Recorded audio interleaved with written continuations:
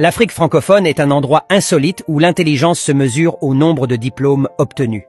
La plupart du temps, ils se baladent en costume-cravate et on les appelle intellectuels. Ce sont des gens qui aiment parler sans être compris.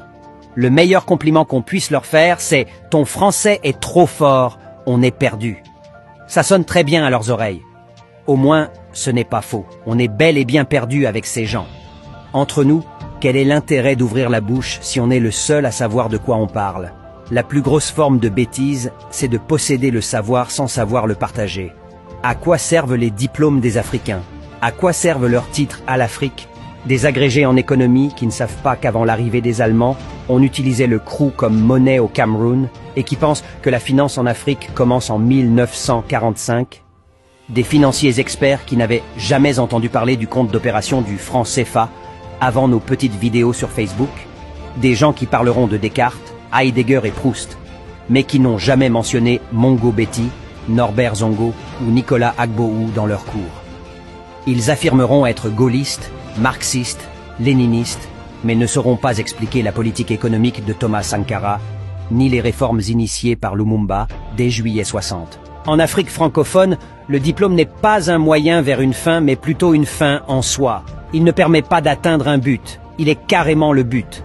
Les routes peuvent ressembler à une marmite de couscous en ébullition, les hôpitaux peuvent être dépourvus de tout matériel avancé, ce n'est pas grave.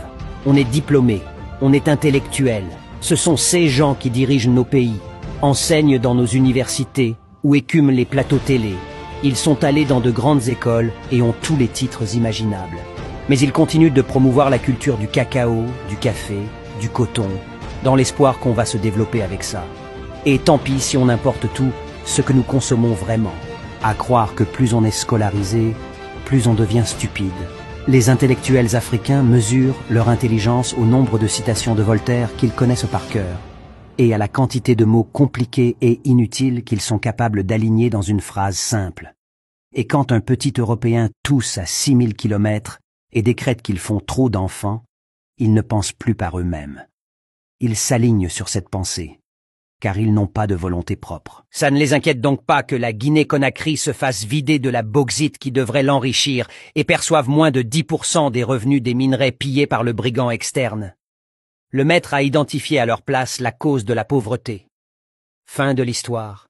Ce n'est pas une éducation qu'ils ont reçue, mais un formatage bien huilé, pour penser comme le maître, contre les leurs. L'école occidentale n'est pas un péché comme l'affirme Shekau, mais elle est une construction d'idées largement déconnectées de nos problèmes en Afrique. Voilà pourquoi, dans un pays qui a cruellement besoin de technologie et de révolution culturelle, vous trouvez plutôt des facultés de lettres modernes. En un mot, celui qui pense qu'en mettant une cravate il devient de facto plus intelligent, celui qui pense qu'être un diplômé intelligent c'est savoir tout de l'autre et méconnaître tout de soi-même, celui-là n'est pas un intellectuel en costume, mais un ignorant constipé. Et comme le dit Lascon Nissimbe, quand vous êtes ignorant, vous êtes un danger permanent. La preuve, l'état de l'Afrique au XXIe siècle.